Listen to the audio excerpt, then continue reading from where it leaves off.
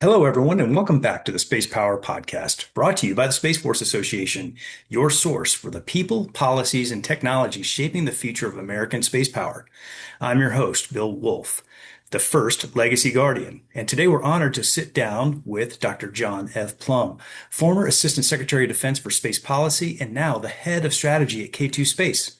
Dr. Plumb brings more than 3 decades of experience across national security, including service as a U.S. Navy fast attack submarine officer, key roles in the Pentagon, the Senate, and the National Security Council, and leadership in rewriting DoD's outdated space classification policy and steering the Space Strategic Review.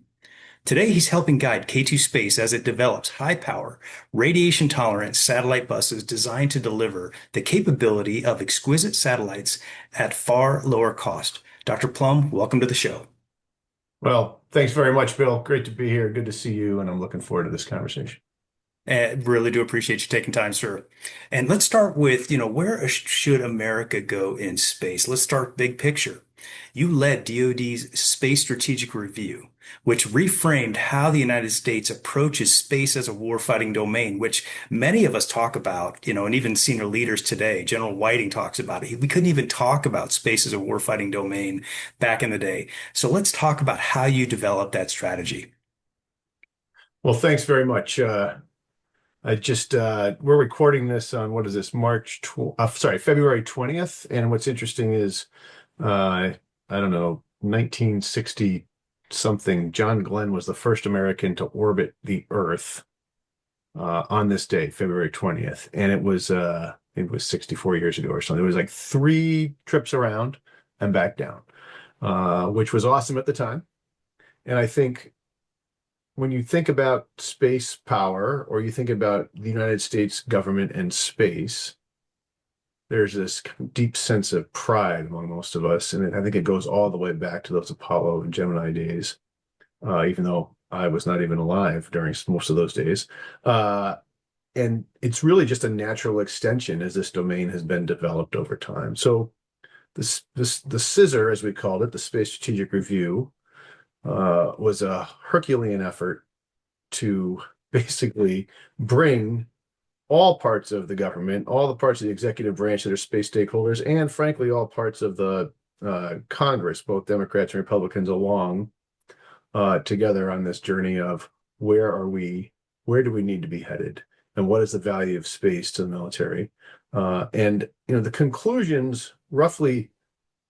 Some people say, "Oh, so obvious and inevitable." It's not inevitable because the history of lurching from administration to administration, whether you change president, whether you change parties or not, each president is in charge of their, where the military is headed. And as we go back and forth, it's really unhelpful when you're trying to develop the domain of space to be lurching back and forth in the direction. And the goal was, how do we move everyone together to say, yes, we have hit the point where we can say space is a military domain, frankly, a warfighting domain, and we need to be postured for that, both to be able to project power ourselves and to be able to defend against and deter against attacks by adversaries. And that, even now, that already sounds like it might be a little bit back in the rearview mirror. That's not very far in the rearview mirror. This was a big effort, and I think the hard part was remembering that it's more than just the few folks that work in the space policy shop or in Space Command that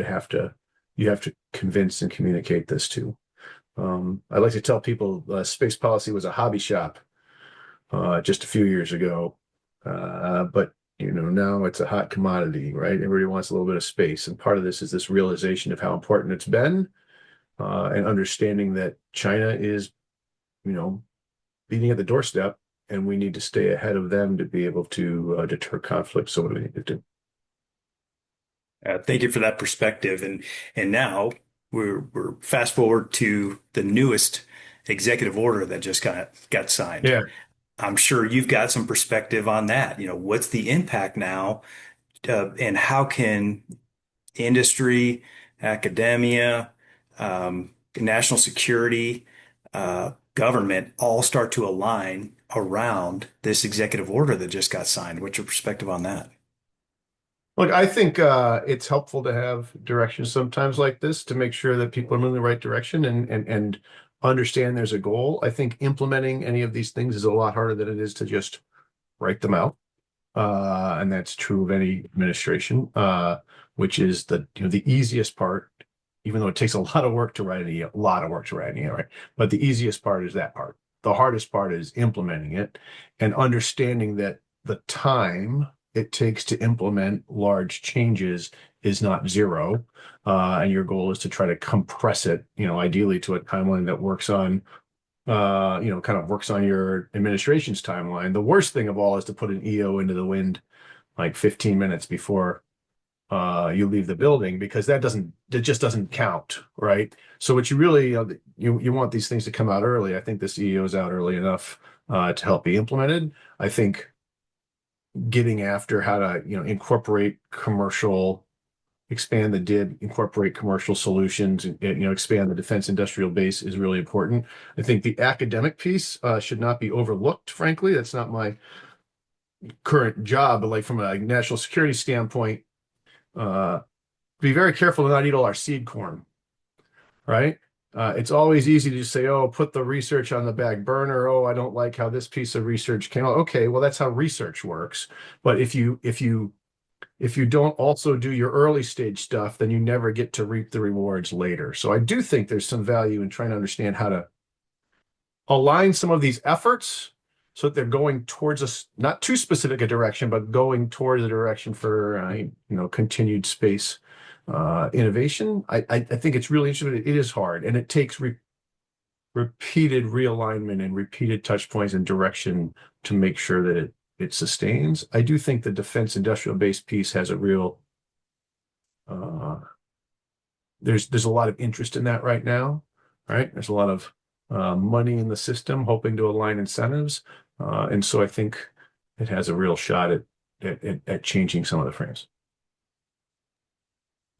Yeah, that's very interesting to talk about the importance of EO and what you said. Yeah, to drop an EO prior to your administration ending doesn't make any sense, but putting it out with several years to go is very compelling. Speaking That's of right. which, you've got a pretty unique alignment in the space domain right now. Specifically, let's talk about civil and national security intersections. And I'm sure that's something you thought about in your position. And what I was really interested with in space power at the Space Power Conference in 24 is Jared Isaacman, before he was the administrator, spoke about having guardians in space. And so, as we start to build out space infrastructure and build out the capabilities and capacities that we know we're going to need in space, not just cislunar, but lunar and beyond, what are your thoughts on those types of discussions between civil and national security, and how can we ensure that we set a strategy that makes sense for those two components to work effectively together? So, lot to unpack in your question there. I'm kind of smiling because I'm not really sure boots in space is a great solution to really anything. We already send astronauts to space, and I think that's probably good. Um, so I'm not quite sure what that application would be, but that would be certainly a different designator. Uh, but let's talk about the intersection of civil and I guess national security spaces is what you're asking. That's interesting, right? From a pure space professional standpoint, you do not really want your civil space to be deeply entwined with some type of military mission, because uh, the United States of America, in my opinion, should not solely be focused on a wartime footing at all times for all parts of the government. I think that's unhelpful. It will stifle innovation, and frankly, it will stifle cooperation, which leads to deterrence. So I think that is not a thing you want to do. At the same time, you certainly want systems that are somewhat interoperable, and you want systems that do not interfere with each other. So I think there's value there. I think what you're really fundamentally seeing is, as more and more mass is launched into space, whether it's by civil agencies or by defense agencies or the commercial sector, there's more and more things that need to be aligned to make sure each mission can do what it is designed to do without interference, even from our own folks. And then on the defense industrial base side, we say defense industrial base. It's kind of a misnomer when you start thinking about the way you've posed the question, Bill. Really, it's just an industrial base. It's an American industrial base. And the question is, are there ways to take advantage of commercial innovation to be able to scale solutions in space, whether you are NASA or whether you are the Department of Defense or the IC or NOAA? And I think the answer is yes. And then the question is, have you created a set of different requirements across different agencies that make that challenge much worse for no good reason, and they've all been left on their own for years to develop their own idiosyncrasies that make it really difficult to take advantage of this new opportunity, which is there are companies producing things that they could do at an effective cost if you would just get out of their way. Yeah, that's a great How's that for soapbox? That is great because again, what we're seeing is Secretary Hegseth is going around the United States today talking Yep. about revitalizing the defense industrial base, and specifically he's focusing on, it seems like he's focusing heavily on space, the space apparatus and infrastructure, which gets to your point. You have a small company that's coming into the sector and they want to support national security. They also want to look at supporting civil. What you're saying is it's difficult. Right now, it's difficult for someone just to get through what everybody calls the valley of death, to get on Yep. contract, to be able to support any one of those sectors from a space perspective. So let's pivot real quickly since we're here talking about K2 space. Talk a little bit about K2 space, why you transitioned from where you Yeah. were at in your position to working for K2 space. Why was that the place that you wanted to land? Well, thanks. So when I was in the Pentagon as assistant secretary, I wrote the commercial space integration strategy, first one ever, really important and short document, so you can actually read it really over a cup of coffee, which is also, I think, really important. But and the idea driving that is we have all this commercial space innovation happening in America right now. One, a natural thing you want to do to increase, just for the U.S. economic reasons, is to encourage that economy to continue. And two, when you sit in the Department of Defense and you look at how many billions of dollars we spend, sometimes to get nothing, sometimes to get a capability that shows up in 20 years, especially when you come to space, is there a way to take advantage of folks that are doing this, not maybe through a traditional mechanism, and take advantage of their ability to reduce costs, their ability to move faster, their ability to be innovative, and then harness that for national security purposes? To me, it's a no-brainer. That's a no-brainer. Of course, we should be doing that. And I think this idea has truly caught fire. People understand this is a thing we need to be doing. And of course, the question is how to do it. So when I left, as I'm looking around for what to do next, I thought it would be neat to find a company where I could then continue to work on this issue set from the industry side. So I went to, K2 Space. It's predicated on the idea that if you built a really large and powerful satellite, but you could do it pretty cheap, so close to the price of a small proliferated satellite, what would that change? And I think the answer is it could change a whole lot. And so, and it's also a clear example of one of many companies, not the only one of many companies in the commercial sector that have done some innovative things and are working on some innovative new things that I personally believe the department could take advantage of. They could get more capability at less cost. And so be more efficient way. And then there's an opportunity cost. They could use that other money for the things. It's just it's exactly the idea. Time will tell, but that's exactly the idea. And so I thought trying to push that from the other side would be an interesting challenge.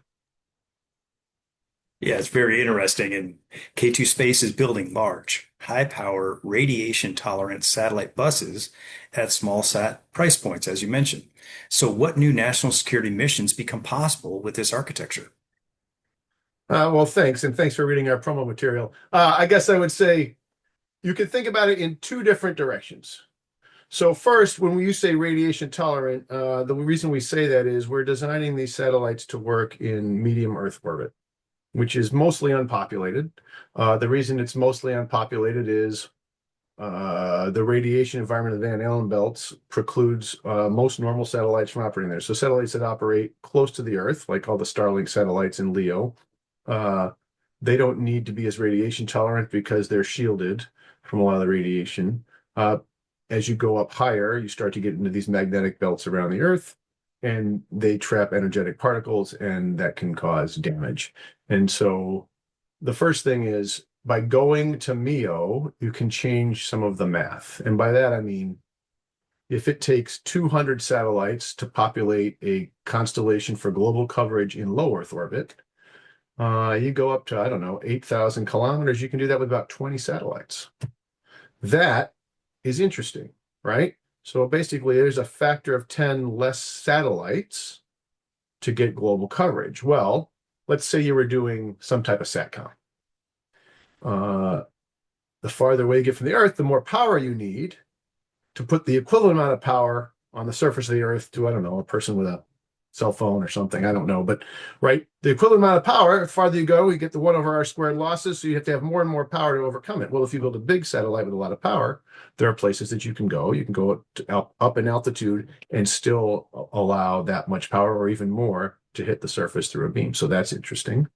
Optics, kind of the same thing. For optics, closer to the Earth, you're closer to the thing you're trying to take a picture of, less powerful camera, less mass, smaller lens. The higher you go up, the bigger the camera, the bigger the lens you need. Well, if you can carry a lot of mass, then maybe you can overcome that mathematically. And so what that means is you could go from a global constellation of 200 satellites to maybe 20 satellites. That's less launches. And so then there are inflection points in the math there that can really become interesting. Uh, the flip side is if you go to geo, all the way out to geo, right? A lot of folks like to talk about geo as a big fat juicy targets. And that's because in geo, you're a big fat juicy target. And that's just what it is, right? So when you talk about being more resilient, now you say, oh, I want to take a mission from geo and move it down lower, right? The closer you get to the Earth, the more satellites you need to do that. The problem with our geo satellites for years has been they've been bespoke. I'm talking about national security satellites, bespoke large satellites that cost billions, that take a long time to make. The requirements are set in 1970. You get the satellite in 1990. That might be a joke. That might not be. But the problem is the cost was so high, you would just build one and you build one. So what if you could make that cost instead of $1 billion, I don't know, $50 million? Now you can start to do some different math. And then as you age out of your technology, then you could put another one up. And so I think there's a lot of opportunities there, all predicated on, our first launch going well, or at least one of our launches in the future going well, but also predicated on changing the minds of folks in the establishment who are really just used to having things either at LEO or at GEO. That's been the trade-off for, I guess, the last 20 years. Roughly.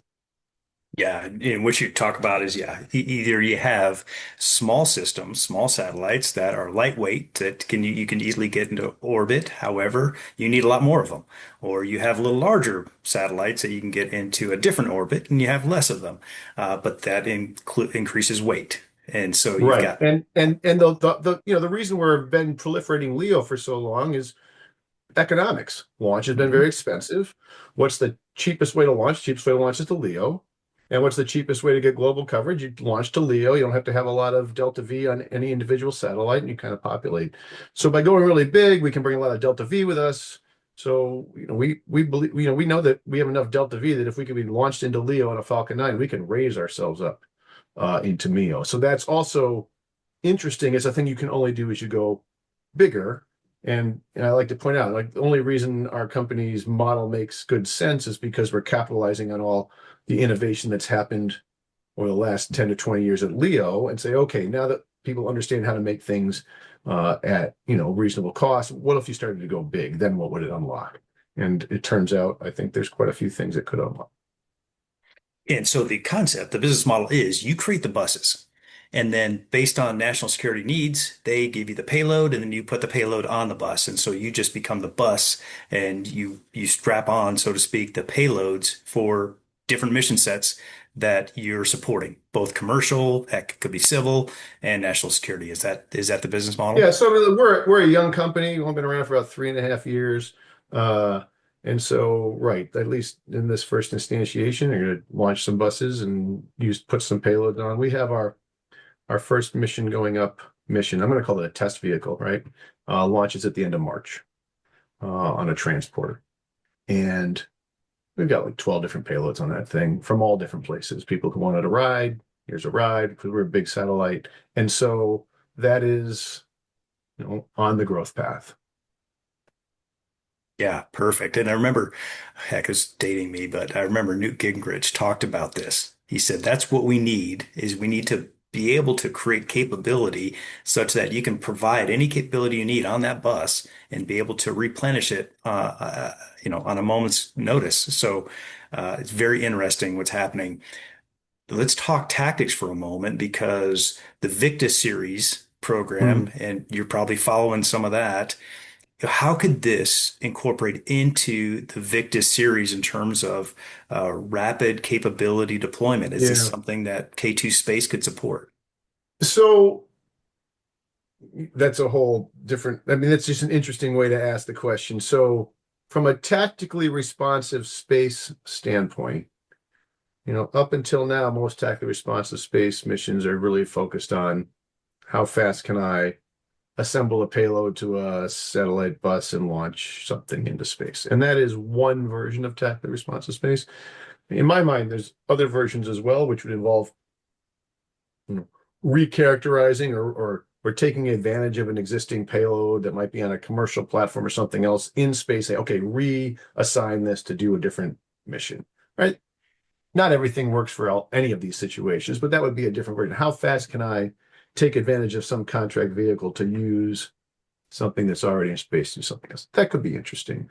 As far as rapidly being launched, uh, certainly be open to that. A lot of those have been on small rockets. We are not a small rocket company. We don't fit on an Esper ring. We fit inside the fairing of a Falcon 9. And so I think part of that is this, what is that Victus mission really trying to get after? If they're trying to use small rockets to launch small payloads, then that's just not a fit for us.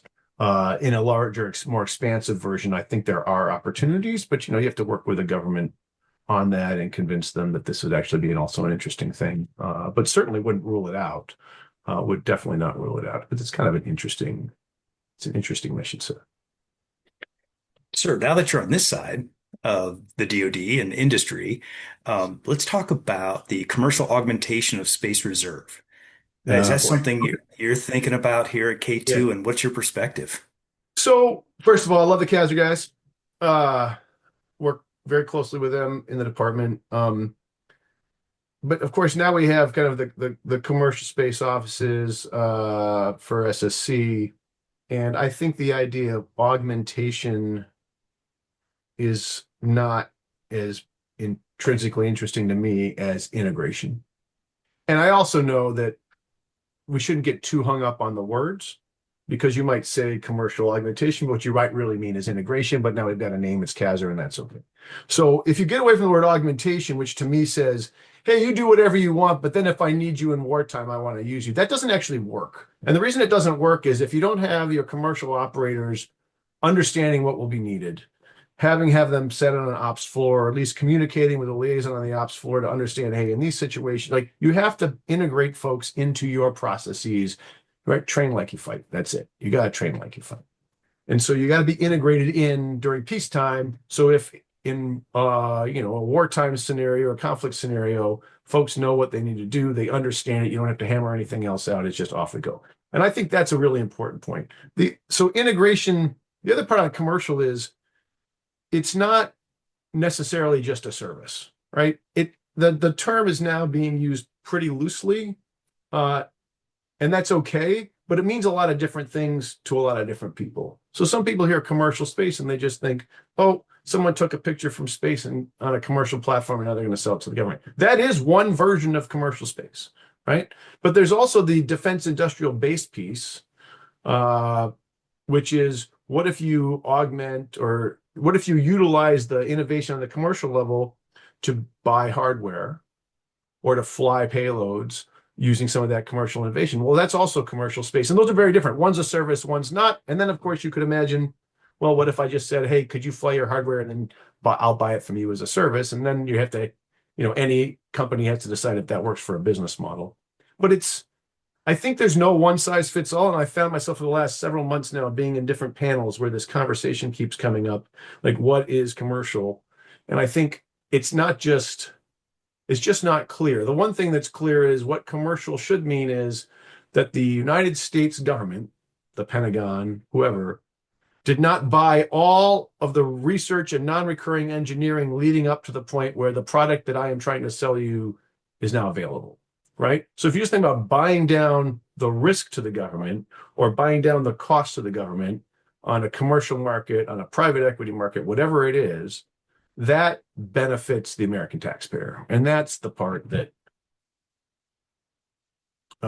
is interesting. And it's a little bit different than I guess it's very different than augmentation. And I don't know if that's really where you want me to go with this answer, but that's what I think when you say chasm. Like it's important, but I don't want to miss the real point. No, exactly what you're talking about is exactly what I wanted to capture, which is there's so much infrastructure out there. If folks want to do business with the Space Force, they have to understand there's a bunch of nuance whenever you start talking terminology, which is what There is. which you hinted on. You've got different offices, you have front doors, you've got basically a limited funnel. It seems like a big funnel, but it's a limited funnel to capture the innovation. So it's great to get your perspective on how you are tackling, now that you're on this side, how you're tackling trying to get your capability on orbit to support space power missions. Yeah. Speaking of Yeah. space power missions, let's talk a little bit about SFA and your role as on the advisory Okay. council here at All SFA, right. which we Let's do greatly it. appreciate. And you've been to two space power conferences. I So, have. what's your perspective? How important is it for there to be a organization solely focused on the Space Force Guardians and their families? Yeah. So first of all, I think it is important to have association focused on guardians and their families. I just think that makes total sense. Uh, and I think the Space Power Conference has both a combination of, family reunion and good information being pushed. I think it's a really nice uh, and enjoyable opportunity, and it's very, very, as you and I were discussing before, it's focused on the Space Force, and that's different than most. You can go to Space Conference every week, it turns out, uh, which is unbelievable. But there's only one I know of that's uniquely focused just on the Space Force itself, and I think that's uh, really rewarding. Now, where we stand as a board director, or I guess board advisor, I will just say we have some growing and maturing to do, right? I mean, it's a good thing, but space is becoming more than just a few folks that do this in a back corner. And as it grows in importance, and as you can go to conferences all over the planet, really, you could never get off a plane. You could just go hotel to hotel for 365 days a year. I think making sure that the conference kind of keeps pace with that without losing its soul will be important. And so I hope I can help a little bit mature it for our next iteration for next December. Yeah, absolutely. Just consider this the invitation, Dr. Plum, to help us ensure space power stays on track. Don't put that all on me.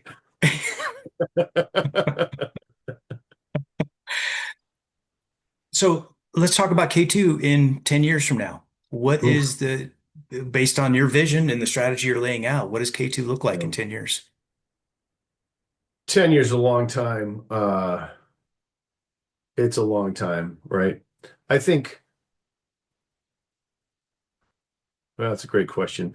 Look, I think that if we're successful in making our satellites work in space, which I believe we will, and I'd like to talk a little bit about the risk buy down on that for a second, but when we make that work, I think that is going to open up possibilities that don't quite exist yet, right? Because I think if you can actually change architectures at lower cost, people are going to be interested in that. I mean, the space debris problem alone will be more interesting if you're in MEO than LEO, because if you need a factor of 10 less satellites for the same coverage, and you can do it in a larger volume of space that's less populated, that seems important, just from a space debris standpoint. So I think really could be off to the races, but look, 10 years is too far out. I don't know. If you said we were in 5 years, I'd say I'd like to see that we have a constellation flying. I'd like to see that we have opened up the ability to work not just with one branch of the government, but multiple. I really think our earlier conversation about civil and national security is interesting. Like, can that needle be threaded? And I will just tell you, uh, any one of these executive branches is difficult to chase down. It takes a lot of people, right? It takes a lot of people and a lot of resources being spent up front in order to, uh, move the needle. And I think that's one of the things that I have personally, I was aware of at the department, but I don't think I understood how, wide the waterfront is for a company looking to sell into the department and really how much time and effort it takes. You think the budget cycle is long, the budget cycle plus that piece to the left where and of course, if a company's up and running and has revenue streams and is selling things into the government, into the commercial market, that gives you more runway. But so the valley of death, part of it is this, right? If you think you're only going to just come sell to the government, I mean, the amount of resources you need up front to ride that whole piece out is not insignificant. And of course, the cost goes up when you're building, large, expensive hardware. And so it's an interesting problem set. But I get back to your original question. I think, in a good scenario, kind of slow, steady growth, maybe punctuated with some exponential growth here and there. But I think continued iteration of a good product to make it a great product, and then demonstrating what can be done, for example, from MEO, or for example, with high power from LEO, then, it's those demonstrations that will really open up that next level. And this is where I always tell people space is hard because you're not building a drone and you fly it and one of the rotors falls off. You say, okay, I'll just build another drone and fly it tomorrow. I need another launch, right?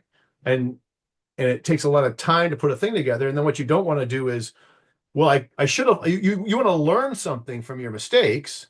So first you have to say, okay, what's my, failure review board? What went right? What went wrong? What do I see? What do I have to change? Then you have to change it. Like the cycles are long. The physics of time is long. And my theory is it's longer for space because even if you have it all built and down, now you still need to get it up into space. And that's just a much longer timeline. And so that's part of the challenge. But we're growing rapidly. We're scaling up. I think we have a true potential.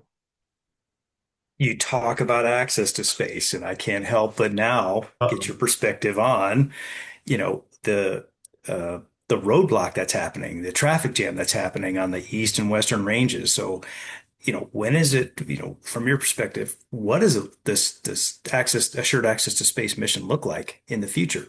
Multiple spaceports across the nation, multiple spaceports with our allied and partners around the globe. Yeah. What, from your perspective, thinking about your business model, how quickly do you need the spaceports to evolve such that you can get those capabilities you're producing into orbit as quickly as they need to be?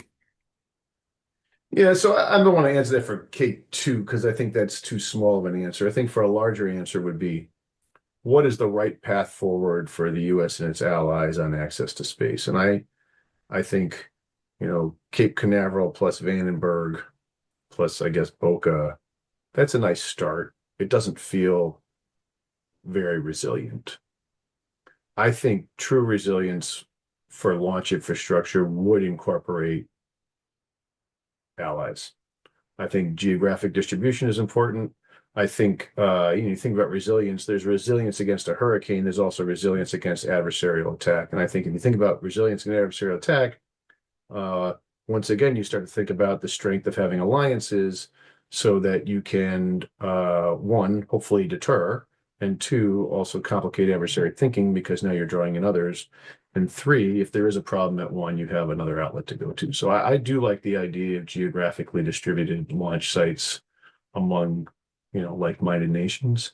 I think that would be tremendous. And there are a few, but it's not like we have a flexible and responsive infrastructure that reacts to that. The other thing that's really important to understand is every pad is bespoke, right? A company buys it. You don't just say, "Hey, can I use that pad?" It's not like an airport at all. And I think this is interesting because you want it to be like an airport. Here is a pad. You plug in there, you launch your rocket. But no, every single rocket company so far has its own entire, very expensive infrastructure. It takes years to update a pad, and that's to work for this specific rocket. And that to me is dumb. I mean, it makes sense right now, I guess. If you have the hand of the government to put some pressure on a thing that said, hey, there should be some commonality to reduce the amount of setup time for different rockets. I think that would be fascinating, but I don't know how hard or easy that is, but some of the current models it will not work with, right? But Yeah. I think resilience of launch infrastructure that you've touched on is very important. And I don't think we're there. What are your thoughts on, now that we're down this road, let's talk about inland launch. Do you have any thoughts on that? Yeah, interesting. Well, I mean, the problem is things falling out of the sky, right? I mean, that's things falling off aircraft is nothing compared to things falling off rockets, and I think that's a real problem, right? So I think the reusable booster and return that does start to change a lot of stuff, short of an accident, but you still need a path that allows for something to go wrong and not kill people on the ground. If you can solve those things, um, interesting, right? It's interesting. It's just historically, it's always been nice to have a thing that splashes in the ocean. Uh, but I think it could be pretty interesting. I don't know how close to an urban center you would want that to be, but obviously America is very large. There are very large, vast swaths of very sparsely populated areas, and perhaps there are ways to do that. And I know folks are looking at it. It's an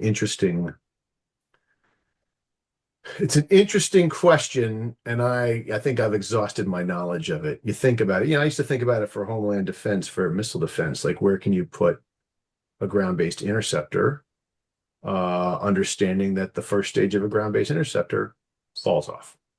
And the answer is probably don't want to put that in a place where the first stage interceptor falls on somebody's house. And so now how do you design trajectories and where could a thing might be that it's a tough question because of the way we've designed rockets to have expendable parts to save the mass. So they're, delta V is high. Thank you for that. Yeah, I was just at Midland Air and Spaceport a couple weeks ago. And speaking of population density, out of all the places, not a lot of population out in West Texas. So that might be exactly the first place where we go inland space launch. So more to follow on that. Speaking Hmm. of policy, what's the most important policy change that you think is ripe right now as you're looking at it now from this perspective of industry and K2 space? What are those things that, I mean, the way I talk about it on a regular basis is there are no Space Force guardians, retired or veterans that are serving in any elected official position. So, Congress and the Senate does not have really a tremendous understanding of space operations. So, what are those policy implications, and what would be your recommendation on future policy changes? So I'm going to pivot on you here. You're asking me policy, and I'm hearing, my old role for the policy shop, Undersecretary of Defense for Policy, but I really think policy is bigger than that. And so if you're talking about executive branch actions that could benefit national security space, to me, the policies that are important to change are two. Uh, Classification. I know I sound like a broken record at this point to people that follow the things I say. And two, the requirements process is full of false requirements. And let me say what I mean by that. There are true requirements that are based on the effect that the warfighter needs to do whatever they want that effect to do. And those requirements should be deliver me this effect. That's basically it, right? And you could say what I need and what you got all the pieces you might need for the effect to be done. Great. 100% behind. I want an effect. The effect has to do this. My requirement is the effect has to do this. 100%. One of the things I've been learning in this job over the last year here is There's a whole bunch of other requirements that have nothing to do with the effect. Nothing. My favorite one to raise at the moment is just why would anyone require something to fit on an Esper ring? I can say that because my company does not fit on an Esper ring, which is why I even know about this. Because if we fit on an Esper ring, say that's great. We do that and we do it, but we don't. And okay, we don't fit on an Esper ring. It's unclear why that should be a requirement. Now, it may be that if you don't fit on an Esper ring, your cost will never match what the government wants. Fine. 100% fine. We want to do this whole job for $7 million.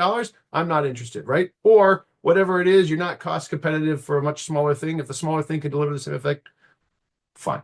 And I don't want to say it shouldn't be a competitive advantage to a small company to just say, another startup to just say, oh, if it fits on an Esper ring, you're in. If it doesn't fit on an Esper ring, you're out. Now what you're in is a Esper ring economic generator. And it could be that is definitely going to be the right answer in the end, but why it should be a requirement blows my mind. I don't understand it. And this is one of many. There are requirements out there for direct orbital insertion. Why? Well, the legacy satellites in the world don't carry a lot of delta V with them. And so if you wanted something to be at, I don't know, GEO, you direct insert to GEO.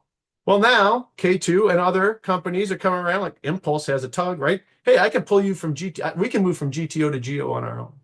Others can drive you from GTO. So why would you say you must be direct inserted? Do the cost, do the math, and now if your solution works better with direct insertion, great, but direct insertion costs a lot of money. It costs more money. You don't get as much of the rocket back. It's a bigger rocket.